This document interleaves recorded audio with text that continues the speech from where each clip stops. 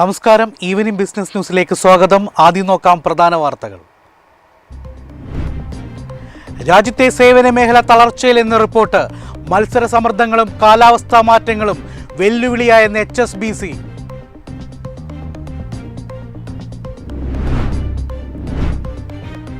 വമ്പൻ സ്ഥാപന നിക്ഷേപകർക്കുള്ള IPO ഓഹരി വിഹിതം ഉയർത്തി സെബി. വിഹിതം 33% നിന്നും 40% വർദ്ധിപ്പിച്ചു.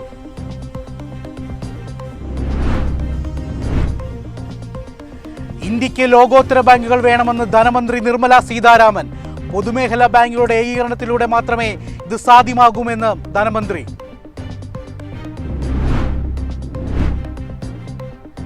ഓഹരികളുടെ IPO വില നിശ്ചയിക്കുകയോ നിയന്ത്രിക്കുകയോ ചെയ്യേണ്ടത് സെബിയല്ലെന്ന് തുഹിൻ കാന്ത പാണ്ഡെ. നിക്ഷേപകർക്ക് പൂർണ്ണവും സത്യസന്ധവുമായ വിവരങ്ങൾ നൽകുന്നുണ്ടെന്നും വിശദീകരണം. IPOയ്ക്ക് തയ്യാറായി SBI ഫണ്ട് മാനേജ്മെന്റ്. 6.3% ഓഹരികൾ വിറ്റഴിക്കുമെന്ന് സ്റ്റേറ്റ് ബാങ്ക് ഓഫ് ഇന്ത്യ.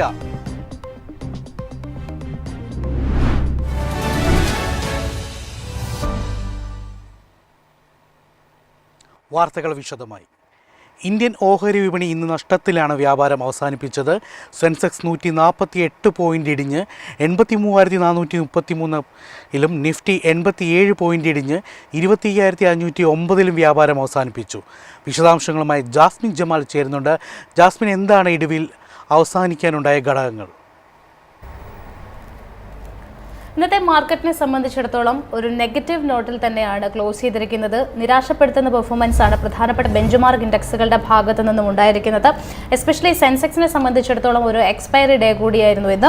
കാര്യമായിട്ടുള്ള നേട്ടങ്ങൾ ഇന്ന് മാർക്കറ്റിൽ ഉണ്ടായിട്ടില്ല എന്ന് വേണം പറയാൻ. നിഫ്റ്റി 50യെ സംബന്ധിച്ചിടത്തോളം ക്ലോസിംഗ് ബേസിസിലേക്ക് വരുന്ന സമയത്ത് 0.5% കൂടുതലുള്ള ഒരു ഇടിവ് രേഖപ്പെടുത്തിക്കൊണ്ടുള്ള ക്ലോസിംഗ് എടുത്തിരിക്കുന്നു.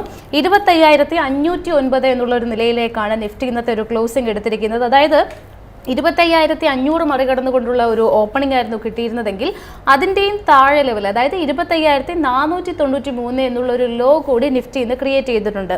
ആകെ കൂടി 25,679 എന്നുള്ള ഒരു ഹൈ മാത്രമേ ഇന്ന് നിഫ്റ്റി ടച്ച് ചെയ്തിട്ടുള്ളൂ.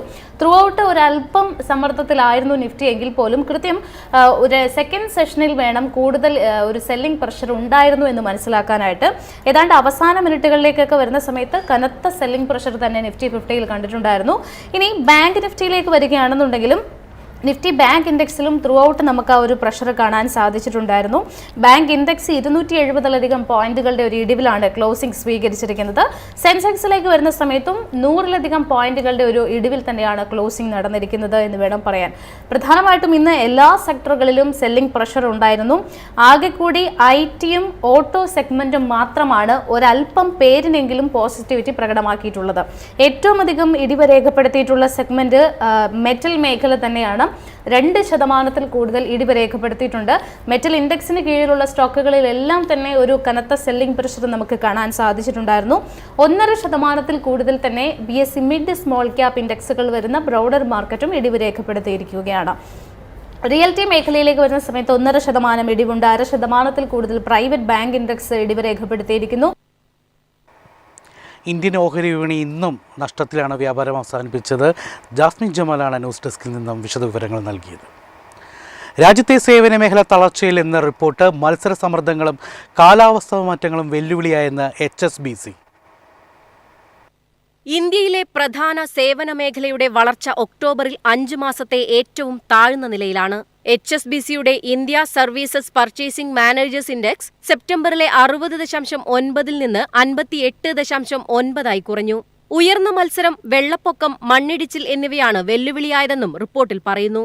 പ്രതീക്ഷയിലും അല്പം കുറഞ്ഞ കണക്കുകളാണ് ഇപ്പോൾ വന്നിരിക്കുന്നത്. എങ്കിലും വളർച്ച ശക്തിയായി തന്നെയാണ് തുടരുന്നത്. വർദ്ധിച്ചുവരുന്ന മത്സരവും ചിലവ് ചുരുക്കുന്നതിൽ നേരിടേണ്ടി വരുന്ന പ്രതിസന്ധികളുമാണ് പല കമ്പനികളും നേരിടുന്നത്. പുതിയ ബിസിനസ്സുകളുടെ വളർച്ച സെപ്റ്റംബറിൽ ഉണ്ടായതിൽ നിന്നും നേരിയ കുറവ് രേഖപ്പെടുത്തിയിട്ടുണ്ടെങ്കിലും ശക്തമായി തന്നെ നിലനിൽക്കുന്നു. തൊഴിൽ വളർച്ച സ്ഥിരമായാണ് തുടർന്നിട്ടുള്ളത്. നിലവിൽ പുതിയ നിയമനങ്ങളിൽ കുറവാണ് രേഖപ്പെടുത്തിയതെന്നും റിപ്പോർട്ട് വ്യക്തമാക്കി. News desk MyFin TV. വമ്പൻ സ്ഥാപന നിക്ഷേപകർക്കുള്ള IPO ഓഹരി വിഹിതം ഉയർത്തി സെബി. വിഹിതം 33% നിന്നും 40% വർദ്ധിപ്പിച്ചു. പുതിയ നിയമം ഈ മാസം 30-ന് പ്രാബല്യത്തിൽ വരും. മ്യൂച്വൽ ഫണ്ടുകൾ, ഇൻഷുറൻസ് കമ്പനികൾ, പെൻഷൻ ഫണ്ടുകൾ തുടങ്ങിയ വലിയ സ്ഥാപന നിക്ഷേപകർക്കാണ് പുതിയ ചട്ടത്തിന്റെ ഗുണം ലഭിക്കുക. ദീർഘകാല നിക്ഷേപകരെ നേരത്തെ തന്നെ ഓഹരി വിപണിയിൽ എത്തിക്കുകയാണ് നീക്കത്തിലൂടെ സെബി ലക്ഷ്യമിടുന്നത്. ഇതോടെ IPO നിക്ഷേപം ന്യായയുക്തവും കൂടുതൽ സ്ഥിരതയുള്ളതുമായി മാറുമെന്നാണ് പ്രതീക്ഷിക്കുന്നത്. പൊതുജനങ്ങൾക്കായി IPO തുറക്കുന്നതിന് മുൻപ് വലിയ സ്ഥാപന നിക്ഷേപകർക്കായി നീക്കിവച്ചിരിക്കുന്ന ഓഹരികളാണ് ആങ്കർ നിക്ഷേപം. ഇതിന്റെ പരിധിയാണ് 40% ഉയർത്തിയത്. മ്യൂച്വൽ ഫണ്ടുകളുടെ വിഹിതം 33%.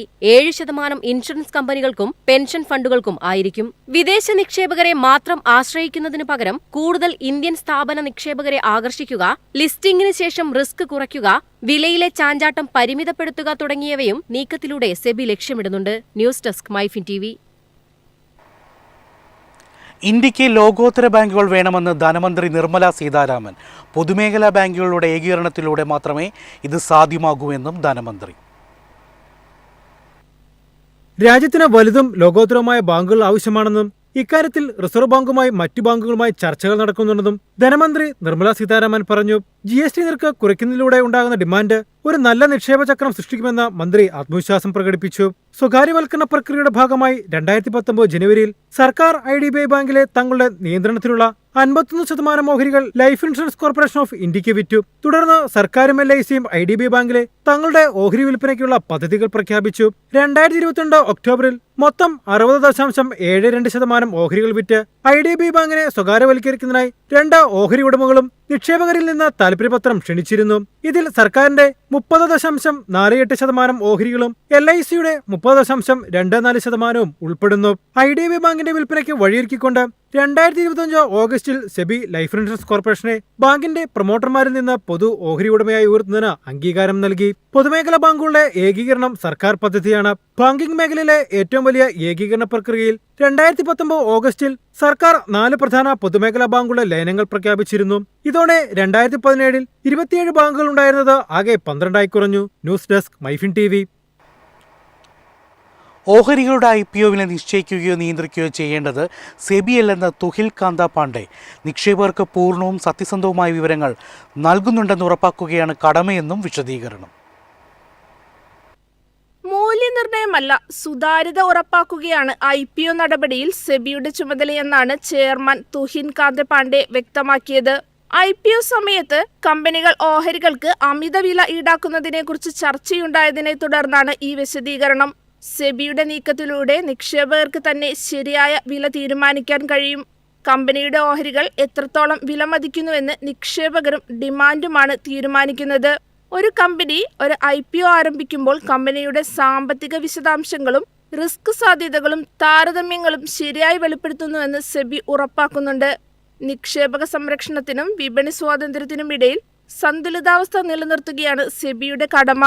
നിയമങ്ങൾ വിപണികളെ നിയന്ത്രിക്കുകയല്ല, മറിച്ച് വളരാൻ സഹായിക്കണമെന്നും അദ്ദേഹം വ്യക്തമാക്കി. അതാണ് തങ്ങൾ ചെയ്യുന്നത്. ഇതിനുദാഹരണമാണ് സെബിയുടെ നിയന്ത്രണങ്ങൾ കാരണം മ്യൂച്വൽ ഫണ്ടുകൾ അതിവേഗം വളർന്നത്. വലുപ്പത്തിൽ മാത്രമല്ല, പൊതുജന വിശ്വാസത്തിലും മുന്നേറ്റമാണ് മ്യൂച്വൽ ഫണ്ടുകൾക്കുണ്ടായിട്ടുള്ളതെന്നും അദ്ദേഹം ചൂണ്ടിക്കാട്ടി. News desk MyFin TV. IPOയ്ക്ക് തയ്യാറായ SBI ഫണ്ട് മാനേജ്മെന്റ് 6.3% ഓഹരികൾ വിറ്റഴിക്കുമെന്ന് സ്റ്റേറ്റ് ബാങ്ക് ഓഫ് ഇന്ത്യ.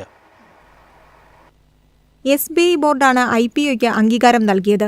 മൊത്തം ഇക്വിറ്റി മൂലധനത്തിന്റെ 6.3007% തുല്യമായ 3.2 കോടിയിലധികം ഇക്വിറ്റി ഓഹരികൾ വിറ്റഴിക്കാനാണ് അംഗീകാരം ലഭിച്ചിരിക്കുന്നത്. ഇതിനായുള്ള നടപടികൾ 10-ാം തീയതിക്കകം പൂർത്തിയാവും.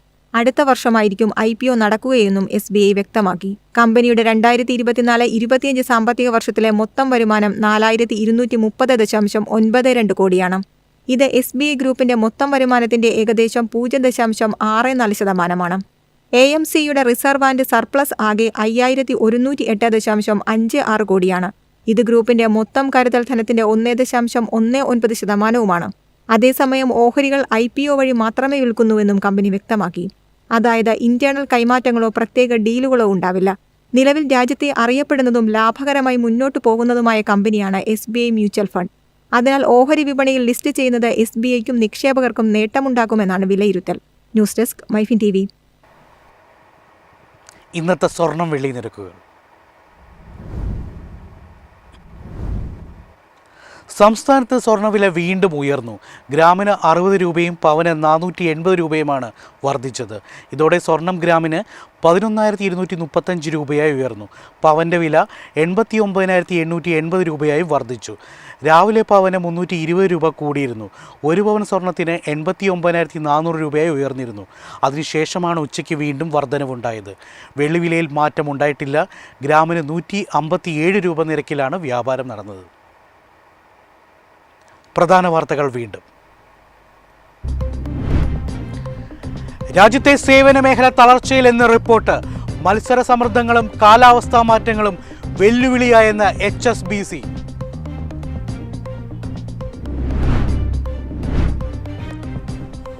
വമ്പൻ സ്ഥാപന നിക്ഷേപകർക്കുള്ള IPO ഓഹരി വിഹിതം ഉയർത്തി സെബി. വിഹിതം 33% നിന്നും 40% വർദ്ധിപ്പിച്ചു.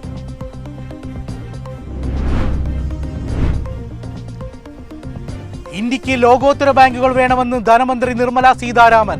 പൊതുമേഖലാ ബാങ്കുകളുടെ ഏകീകരണത്തിലൂടെ മാത്രമേ ഇത് സാധ്യമാകുമെന്നും ധനമന്ത്രി. ഓഹരികളുടെ IPO വില നിശ്ചയിക്കുക, നിയന്ത്രിക്കുക ചെയ്യേണ്ട സെബിയല്ലെന്ന് തുഹിൻ കാന്ത പാണ്ഡെ. നിക്ഷേപകർക്ക് പൂർണ്ണവും സത്യസന്ധവുമായ വിവരങ്ങൾ നൽകുന്നുണ്ടെന്നും വിശദീകരണം. IPOയ്ക്ക് തയ്യാറായ SBI ഫണ്ട്സ് മാനേജ്മെന്റ് 6.3% ഓഹരികൾ വിറ്റഴിക്കുമെന്ന് സ്റ്റേറ്റ് ബാങ്ക് ഓഫ് ഇന്ത്യ.